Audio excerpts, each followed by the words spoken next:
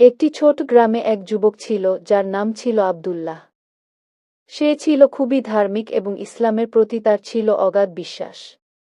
একদিন সে তার বন্ধুদের সাথে বসে আলোচনা করছিল, জিহাদ কি? এক বন্ধু বলল, জিহাদ মানে হলো যুদ্ধ করা।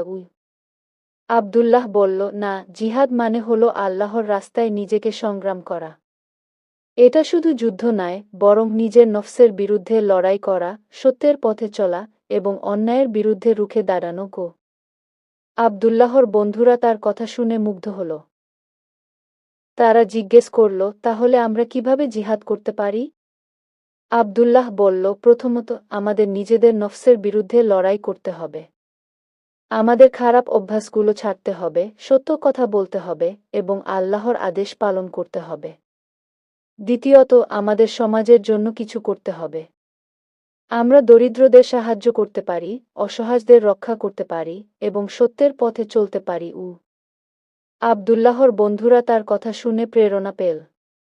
তারা সিদ্ধান্ত নিল তারা জিহাদ করবে, কিন্তু সেটা হবে শান্তির পথে, সত্যের পথে এবং আল্লাহর রাস্তায়। গল্পের শিক্ষা: জিহাদ মানে শুধু যুদ্ধ নয়, বরং নিজেকে সংগ্রাম করা, সত্যের পথে চলা এবং আল্লাহর রাস্তায় নিজেকে উৎসর্গ করা। আপনি কি আরও গল্প শুনতে চান?